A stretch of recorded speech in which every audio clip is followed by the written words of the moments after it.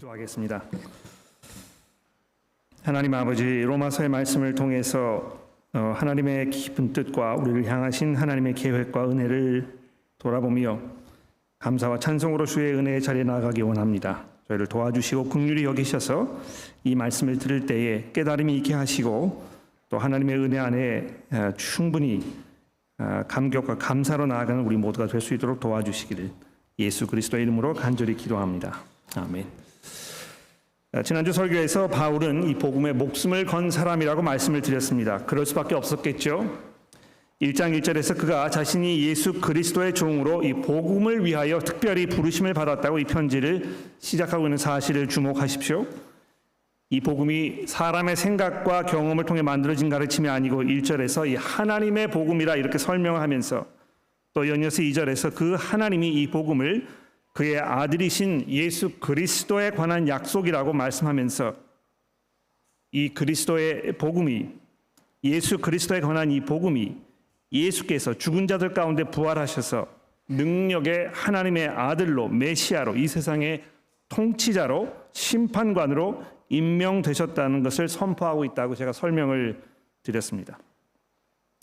또 9절 말씀해 보십시오. 바로 그 복음 안에서 즉 이 복음을 전하고 가르치고 또 선포하는 그 일을 통해서 자기가 하나님을 예배하고 있다 이렇게 고백하였습니다.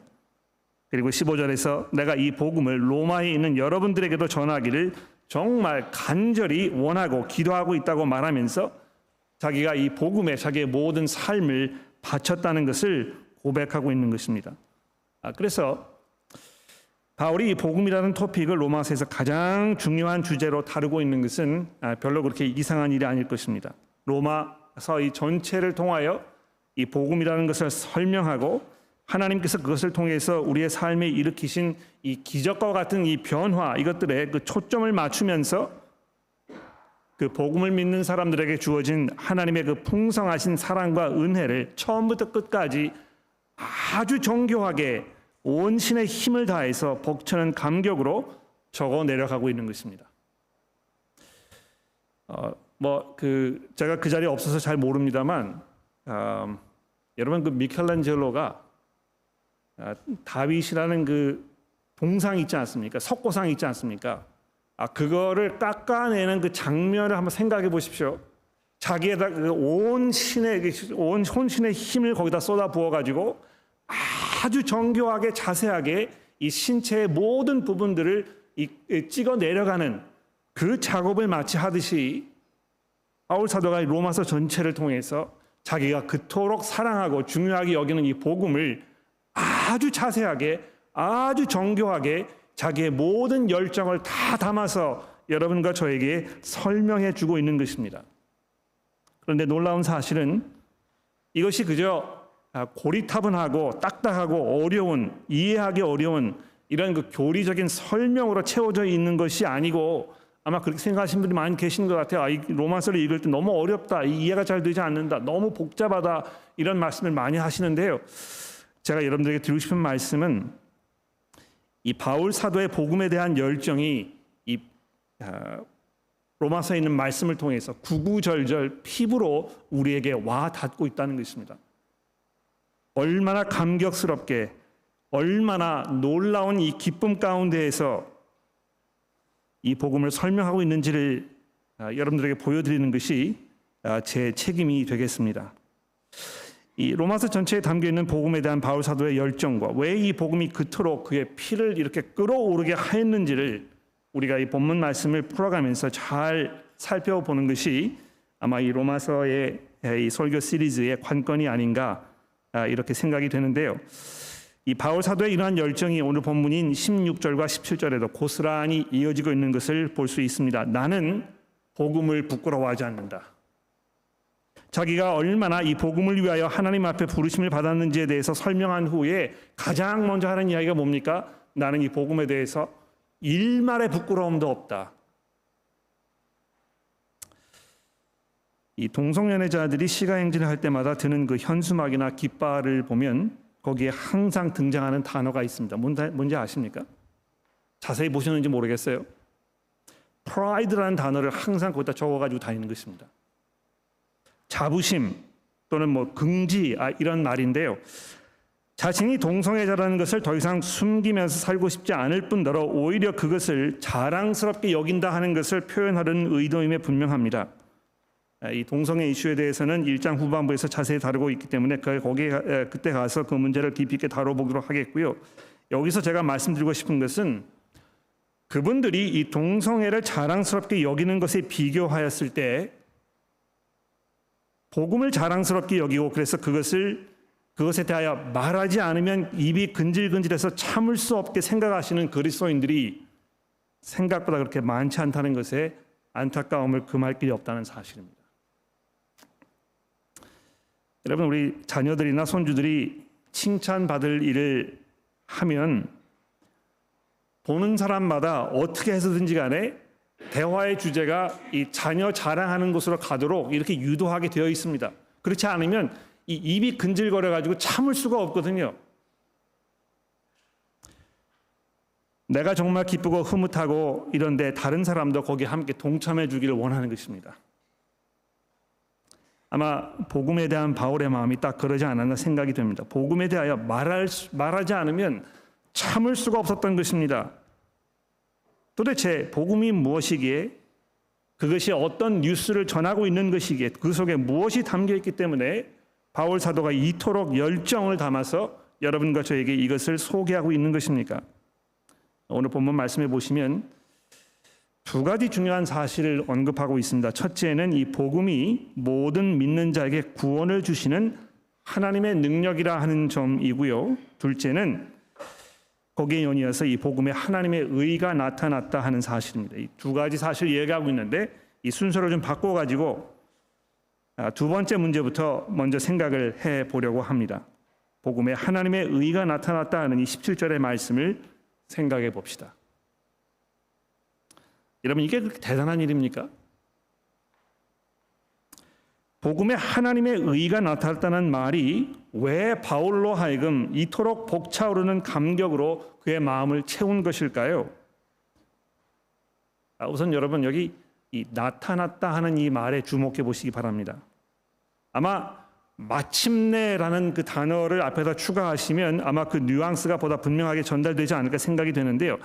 그토록 기다리는 이것이 마침내 도착했을 때, 그토록 알고 싶던 것이 마침내 이해가 되었을 때 느끼는 그 희열을 여러분 생각해 보시면 아마 조금 이해가 되실지 모르겠습니다. 복음을 통해서 드디어 하나님의 그 의로우심이 완전히 그 실체를 드러냈다는 것입니다.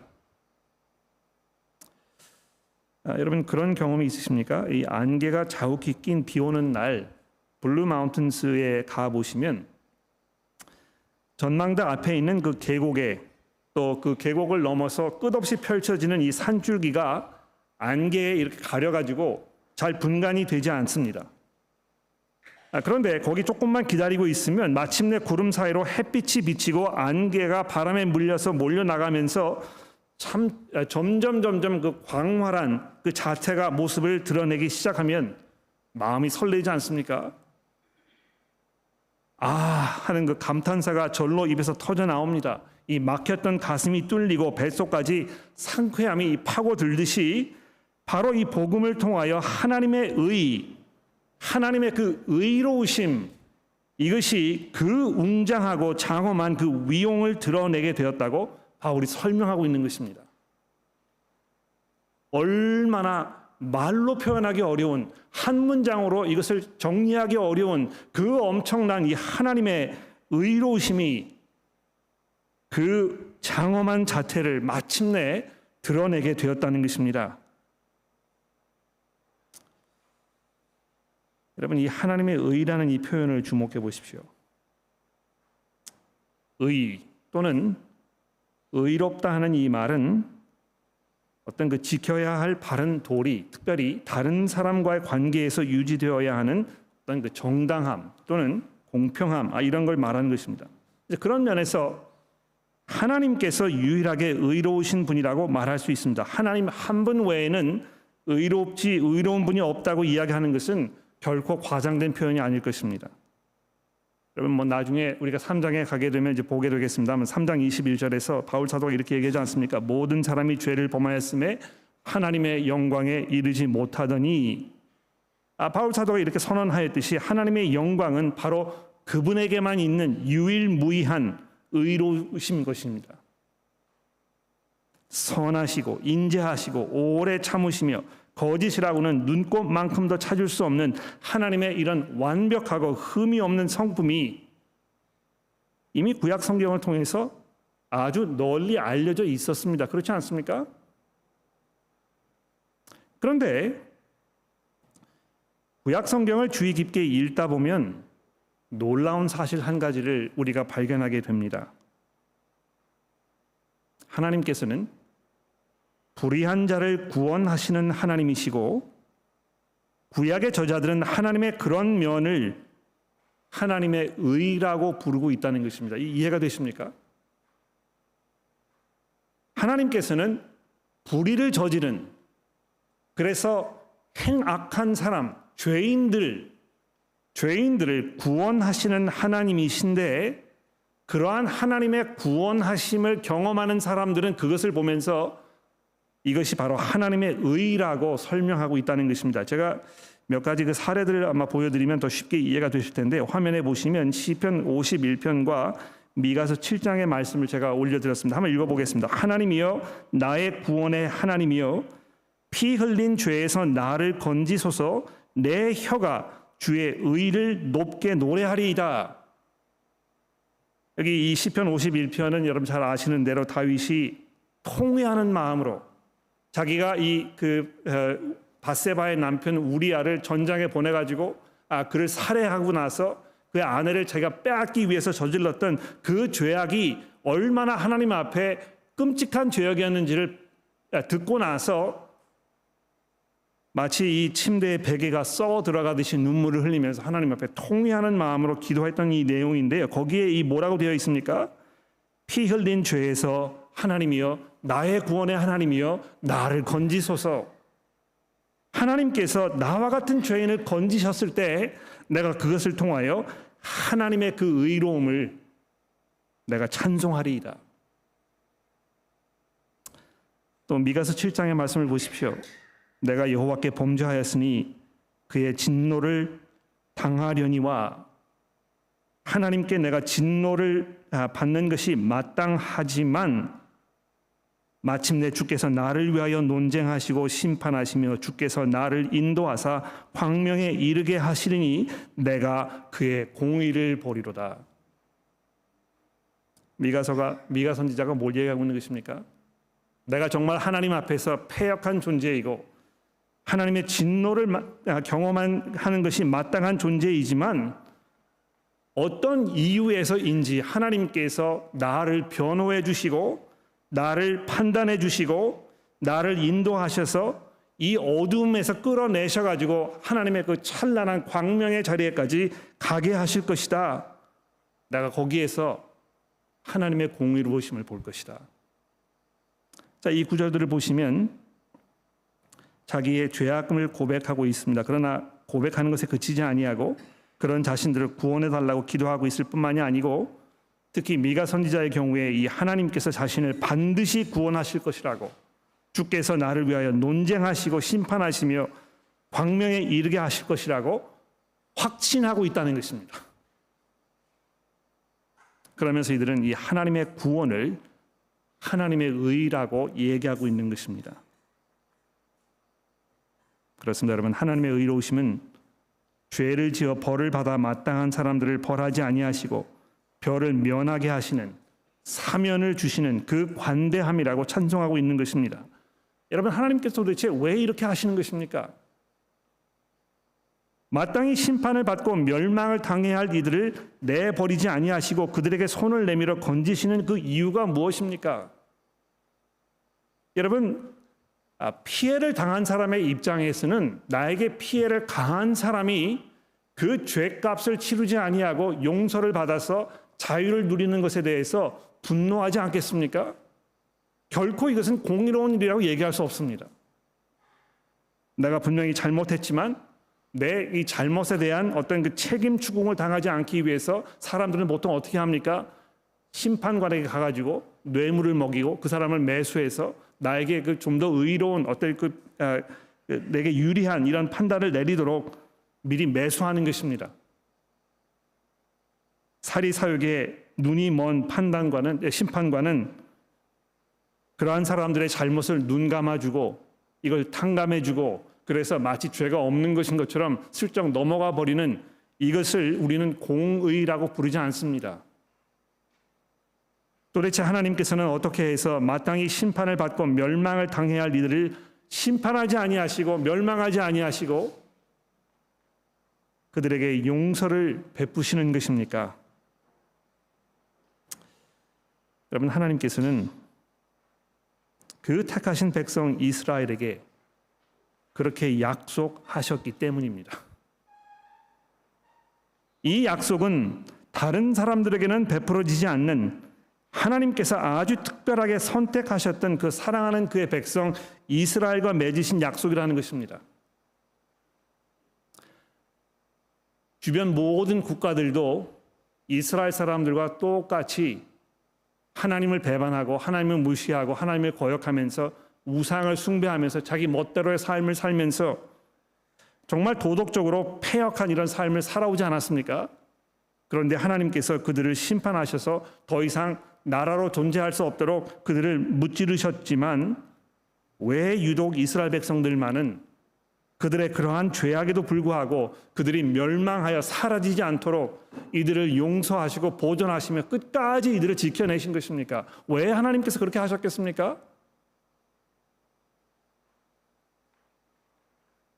하나님께서 오래전에 약속하셨기 때문에 그런 것입니다. 내가 너희를 내 백성으로 내가 삼은 것이다. 너희가 잘나서가 아니고 너희에게 특별한 무엇이 있어서가 아니고 내가 그저 너희를 사랑하였기 때문에 나의 주권적인 선택에 의해서 내가 너를 내 백성으로 삼은 것이다. 나는 반드시 너희를 보존하고 지키며 너희에게 평안을 주며 내 백성으로 삼을 것이라고 약속하셨다는 것입니다. 그런데 사람들의 마음속에는 이 하나님의 은혜와 사랑이 감사하고 감격스럽고 하나님을 찬송해야 할 이유로 남아 있었습니다만 그 마음속에 도대체 공의로우신 하나님께서 어떻게 죄인들을 용서하시면서 공의로운 하나님이시라고 말할 수 있을까? 오늘 아침 우리가 봉독했던 이 하박국 선지자가 바로 그 문제를 고민한 것입니다. 하나님 어떻게 죄인들을 무찌르지 아니하시고 그들을 내버려 두시며 그들의 손으로 하여금 하나님의 백성이 이스라엘을 심판하시려신 것입니까? 하나님 불공평한 것 아닙니까? 정말 하나님 공의롭고 정의로운 하나님 맞습니까?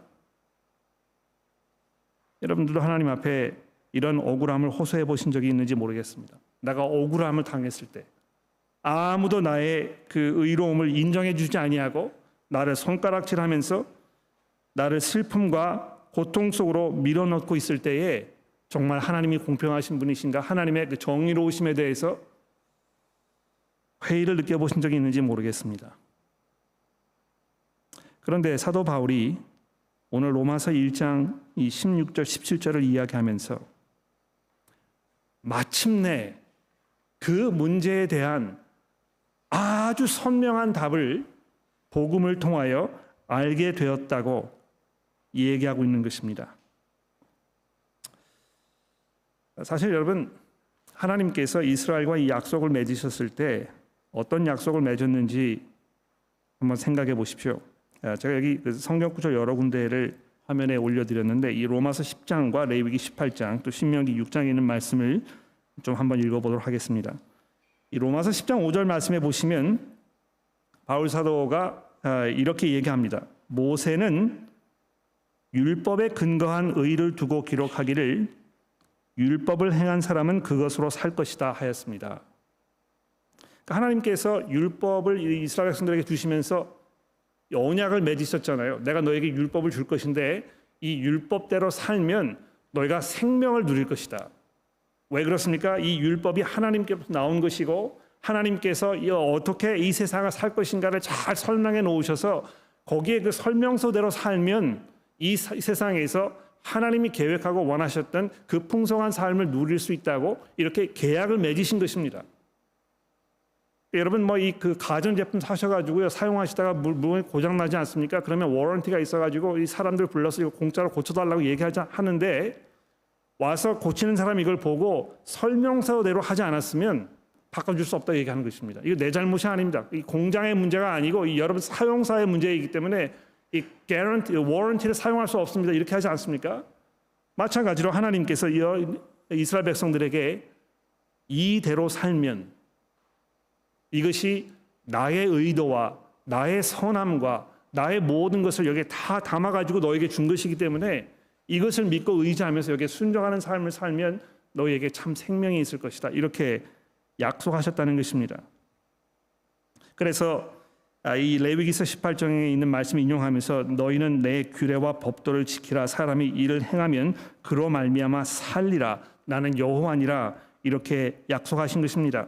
또 신명기서 6장에 있는 말씀을 보십시오. 여호와께서 우리에게 이 모든 규례를 지키라 명하셨으니 25절입니다. 우리가 그 명령하신 대로 이 모든 명령을 우리 하나님 여호와 앞에 삼가 지키면 그것이 곧 우리의 의로움이라 할지니라. 모세가 이스라엘 백성들 앞에서 이렇게 설명한 것입니다. 여러분들이 하나님께서 우리에게 주셨던 이 율법을 따라서 살면 거기에 순종하고 이것을 믿음으로 받아들이면서 그 말씀을 따라 사는 삶을 살면 바로 그것이 여러분과 저에게 의가 될 것입니다. 그러나 우리가 잘 아는 대로 죄가 이 세상에 들어온 후에 인간의 마음속에는 율법으로는 다스릴 수 없는 또 하나의 강력한 힘이 작용하기 시작한 것입니다. 율법을 지키면서 살고 싶어도 그렇게 할 수 없는, 도저히 내 힘으로는 제압할 수 없는 내 안에 꿈틀거리는 이 죄를 향한 이 갈증, 배고픔, 이것이 생기게 되었던 것입니다. 그래서 이스라엘 백성들이 하나님께 용서를 구하면서 하나님의 용서가 내게 주어질 것에 대한 확신이 있었지만 동시에 자기 속에 항상 존재하고 있는 이 죄의 문제가 과연 어떻게 해결될 것인가에 대해서 정말 깊이 고민하고 염려하면서 도대체 하나님께서 우리를 어떻게 구원해 내실 것인가에 대한 아주 깊은 질문이 그들 마음속에 있었다는 것입니다. 그런데 여러분과 저도 바로 그 질문을 지금 하고 있는 건 아닙니까? 내가 어떻게, 나와 같은 사람이 어떻게 하나님의 은혜를 입어서 죄의 용서를 받을 수 있단 말인가? 양심에 손을 얹고 지금까지 살아오면서 내가 가졌던 모든 생각과 내 마음속에 꿈틀거리는 나의 욕심과 나의 음란한 생각들과 다른 사람들을 향한 끝없는 질투와 미움과 원망으로 얼룩진 나의 이 삶, 내가 이것을 돌아보았을 때 도대체 무슨 낯으로 하나님 앞에 나아갈 수 있다는 것인가? 사람의 눈을 속이면서 내 자신의 이익을 추구하고 진실이 아닌 것을 이야기하면서 내 자신을 과대 포장하고 사람들이 보지 않는 자리에서 내가 나에게 피해를 준 사람들에 대한 이 분노를 숨김없이 드러내는 나의 이런 모습이 하나님의 눈에는 어떻게 보여질 것인가? 그런데 여러분, 나중에 우리가 로마서를 계속 읽어 내려가면서 확인해 보게 되겠습니다만 로마서 4장에 있는 말씀을 한번 주목해 보십시오. 로마서 4장 5절부터 8절에 있는 말씀입니다. 이를 아니할지라도 경건하지 아니한 자를 의롭다 하시는 이를 믿는 자에게는 그의 믿음을 의로 여기시나니 이러한 것이 없이 하나님께 의로 여기심을 받은 사람의 복에 대하여 다윗이 말한 바 불법이 사함을 받고 죄가 가려짐을 받은 사람은 복이 있고 주께서 그 죄를 인정하지 아니할 사람은 복이 있도다 함과 같으니라. 여러분 이거 잘 한번 생각해 보십시오. 불법이 사함을 받고 죄가 가리어짐을 받은 사람은 복이 있다. 주께서 그 죄를 인정하지 아니하실 사람은 복이 있다. 뭘 말하는 것입니까? 내 죄를 보시고도 책임 추궁을 하지 않는, 이것이 어떤 면에서는 관대함이라고 이야기할 수 있겠습니다만 또 다른 사람의 입장에서는 이거 불공평하다, 이거 정의롭지 못하다, 어떻게 불법을 보고 그거를 해결하지 않으면서 악을 행한 사람들을 용서할 수 있단 말인가? 어떻게 하나님께서는 경건하지 않은 사람을 의롭다고 할 수 있는 것인가? 여러분 이것이 사도 바울이 이 로마서 말씀을 통해서 우리에게 설명하려는 대명제입니다. 여러분 그 입법군주제라는 말 들어보셨죠? 영어로 이제 constitutional monarchy라고 이제 그러는데요. 옛날에는 왕이 자기의 어떤 그 권력을 하나님께로부터, 신으로부터 내가 받은 것이라고 하면서 짐이 곧 국가다, 내가 하는 말이 법이다, 이런 생각으로 세상을 다스렸습니다. 그렇죠? 그러니까 뭐 그냥 자기 마음대로 하는 거예요. 어떤 그 일정한 기준이나 이거 없습니다. 그냥 내 내키는 대로, 어떨 때는 이렇게 하고 마음에 내키지 않으면 저렇게 해서 계속 이게 왔다 갔다 하는. 그런데 시간이 지나면서 사람들의 마음속에 무슨 생각이 들었습니까? 왕의 권력을 이런 식으로 내버려 뒀다가는 안 되겠다. 왕도 법의 제재를 받아야 하는 이런 시스템을 만들어야 되겠다. 이렇게 해서 입법 군주제가 이제 시작이 되게 된 것입니다. 아마 놀라운 어떤 사회적 변화라고 생각이 되는데요. 왕들도 자기 나름대로의 어떤 욕심이나 뭐 사리사욕이 있기 때문에 자기 멋대로 하지 않는 어떤 그 제재가 필요하다는 것입니다. 자기가 선호하는 사람은 우대해주고 그렇지 않은 사람은 뭐 이 홀대하는, 여기에 어떤 정의가 있겠습니까? 하나님께서도 그런 거 아닌가? 왜 예수를 믿는 사람은 용서하고 그렇지 않은 사람은 벌하신다는 것인가? 도대체 무엇이 기준인가? 이것이 하나님의 공의라고 얘기할 수 있는가? 정의로우신 하나님의 정의는 과연 어디에 있는 것인가? 사도 바울이 바로 그 문제를 우리에게 설명하려는 것입니다. 그런데 여러분, 바울 사도가 이 로마서를 통해서 우리에게 얘기하는 이것이 무엇입니까? 복음의 하나님의 의가 나타나서 여러분과 저로 하여금 정말 감사와 기쁨과 감격의 그 순간을 맛보게 하셨는데, 이 하나님의 의가 어떤 의냐 하면 오늘 본문 말씀 이 마지막 부분에 보시면 믿음에서 믿음으로 이르게 하는, 이렇게 되어 있습니다. 이 번역 17절을 다시 한번 읽어봅시다. 복음에는 하나님의 의가 나타나서 믿음으로 믿음에 이르게 하나니.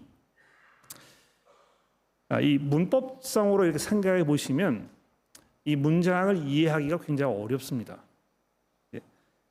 복음에 하나님의 의가 나타나서 믿음으로 믿음에 이르게 한다는 말이 무슨 말인가? 이거를 조금 이렇게 헬라어 원문을 살펴보게 되면 어떤 식으로 번역을 할 수 있느냐 하면, 믿음으로 시작해서 믿음으로 끝나는 하나님의 의가 복음을 통하여 나타나서 이렇게 된 것입니다. 잘 들어보십시오. 믿음으로 시작해서 믿음으로 끝나는 하나님의 의로움이 복음을 통하여 나타났다, 이렇게 사도 바울이 말하려는 것입니다. 실제로 ESV 성경을 보시면 영어로 이제 17절에 이렇게 되어 있습니다. For in it the righteousness of God is revealed from faith for faith, 이렇게 얘기를 하고 나서 추가적으로 뭐라고 설명을 해놨냐 하면 beginning and ending in faith.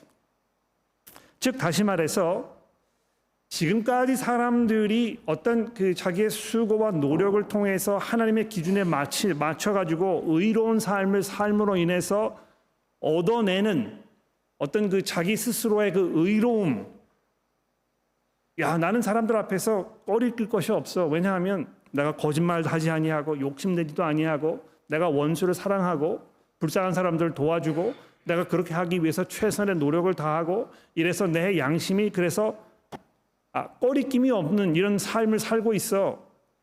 이 정도면 내가 의롭다고 얘기할 수 있겠지. 이런 것과는 관계가 없는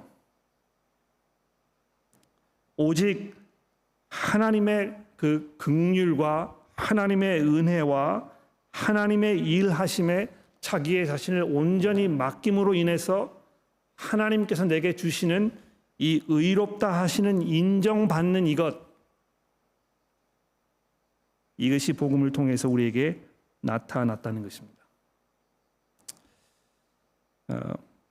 이 첫 시간이기 때문에 모든 내용을 다 설명드릴 수가 없어서 제가 이 정도로만 오늘 설명을 드리고요. 앞으로 이제 그 2장부터 1장 나머지 부분으로 시작해서 5장까지 넘어가면서 이 부분에 대하여 아주 자세하게, 아주 섬세하게, 아주 정교하게 사도 바울이 이것을 여러분과 저에게 설명해 줄 것입니다. 어떻게 여러분과 저의 의로움이, 즉 하나님께로부터 의롭다고 인정을 받게 되는 이것이 내 행위가 아닌 믿음에 의한 것인가에 대해서 이제 설명하게 될 것입니다. 마지막으로 이 복음을 통하여 모든 믿는 자에게 구원을 가져다 주시는 하나님의 능력이 이 복음 안에 있기 때문이라고 사도 바울이 얘기하고 있습니다. 여러분은 뭐를 바라시면서 뭘 원하시는지 모릅니다. 여러분의 평생의 기도와 여러분의 그 마음에 품고 있는 소원하는 제목이 무엇입니까? 무엇이 여러분들로 하여금 여러분의 삶을 바꿀 만한 가치가 있다고 생각하는 것입니까? 오늘 본문 말씀에 등장하는 이 구원이라는 이 단어가 얼마나 중요한 단어인지 잠시 한번 생각해 보십시오. 여기 말하는 이 구원이라는 것은 하나님과의 올바른 관계를 말합니다. 하나님께서 나를 인정해 주시고 하나님께서 나를 자기 편으로 삼아 주시고 하나님께서 나를 자기 이 축복의 대상으로 여겨 주시며 하나님께서 나를 멀리하지 아니하시고 나를 부르셔서 자기 옆에 앉히는 이 그 특권을 우리에게 주시는 그 관계를 생각해 보십시오. 물론 나는 하나님이 없어도 얼마든지 잘 살 수 있어. 내가 지금까지 살아오면서 부족한 것이 별로 없었고 내가 살아보니까 내 힘으로 내 앞에 놓여 있는 모든 문제들을 스스로 해결할 수 있어. 나는 누구의 도움도 필요하지 아니하고 그저 내 방법과 내 철학과 내 삶의 원칙을 따라서 살면 내가 어느 정도 삶을 충분히 살아갈 수 있어. 나는 아무도 필요하지 않아. 이렇게 느끼시는 분이시라면 이 구원에 대해서 아무런 필요를 느끼지 못하실지도 모르겠습니다. 그러나 그렇게 사시다가 그 결과가 무엇입니까? 죽음입니다. 그냥 끝나는 것입니다. 그리고 더 무서운 것은 그 뒤에 무엇이 있는지에 대해서는 여러분이 장담할 수가 없는 것입니다. 평생을 살면서 여러분 나름대로의 양심을 따라서 살았다고 해서 자부심을 느끼실지 모르겠습니다. 저는 그 양심껏 살지 못했기 때문에 내 자신에 대해서 이렇게 확실한 어떤 그 자신감이 있는 사람은 아닙니다만 여러분 나름대로의 양심을 따라서 선하게 살아서 여러분 스스로에 대한 자부심과 긍지가 있다고 인정해 봅시다. 그래서 어땠다는 것입니까? 그 후에 여러분에게 무슨 일이 일어나겠는지 여러분 장담할 수 있습니까? 아무도 알 수 없습니다. 왜 그렇습니까? 경험해 본 사람이 없기 때문에 그런 것입니다. 제가 청년부 모임에서도 이 이야기를 잠깐 했었습니다만 가까운 지인이 세상을 떠나고 나면 장례식에 모여있는 모든 사람들이 떠나신 고인에 대해서 항상 그렇게 얘기합니다. 이제 좋은 곳에 가셨으니까 편히 쉬겠지. 제가 그 이야기를 들을 때마다 화가 치밀어 오릅니다. 그걸 어떻게 알 수 있습니까? 그분이 좋은 곳에 가셨는지 아닌지. 가봤나요? 위로의 말입니다. 그게 위로가 되겠습니까? 이분이 지금 무슨 자리에 가 계시는지, 어떤 일을 당하고 있는지에 대해서 확신할 수가 없는데 어떻게 그것이 위로가 된단 말입니까? 그런데 성경이 분명히 우리에게 이야기해 주고 있는 이 약속이 무엇입니까? 하나님께서 우리를 구원하신다는 것입니다. 그리고 이 구원은 로마서에서 이 생명과 아주 밀접한 관계가 있습니다. 살아도 산 것이 아닌 모습으로 살고 있는 사람들에게 영원한 생명, 영원히 이어지는 생명일 뿐만이 아니고 단기간 끊어지는 이 세상에서의 삶이 아닌 전혀 다른 영원한, 즉 이 세상의 이 생명과는 비교할 수 없는 또 다른 생명이 우리를 기다리고 있다는 사실을 이 복음이 여러분과 저에게 이야기해 주고 있습니다. 부활하신 그리스도께서 그 생명의 주관자이시라고, 그래서 그분과 연합하였을 때 그분이 가지고 계시는 이 생명의 능력을 여러분과 저도 누릴 수 있게 될 것이라고 로마서에서 우리에게 약속해 주고 있습니다. 그렇습니다, 여러분. 이 복음의 이 놀라운 능력, 바울 사도가 이토록 열정을 가지고 감격으로 주체할 수 없는 어떤 그 큰 기쁨으로 이 로마서를 적고 내려가고 있는 그 이유가 이번 시리즈를 통해서 여러분과 저의 마음속에 각인되며 우리도 함께 그 기쁨에 동참할 수 있게 되기를 간절히 바랍니다. 기도하겠습니다. 모든 믿는 자에게 구원을 가져다 주시는 하나님의 능력인 이 복음이 우리에게 선포되게 하셔서 감사합니다. 일찍이 어두움 가운데 방황하며 살고 있던 저희들에게 광명의 빛을 비치시며 복음을 깨닫게 하셔서 감사합니다. 이 복음을 통하여 하나님의 영원한 그 생명에 들어가게 하셨으니 감사합니다. 하나님, 저희가 간절히 기도하는 것은 이 로마서의 말씀을 우리가 묵상하고 또 살펴가는 동안에 이 하나님의 의에 대한 더 깊은 이해와 또 그 이해에 근거한 넘치는 감사와 감격이 우리의 삶에 충만하도록 저희를 인도하여 주옵소서. 예수 그리스도의 이름으로 간절히 기도합니다.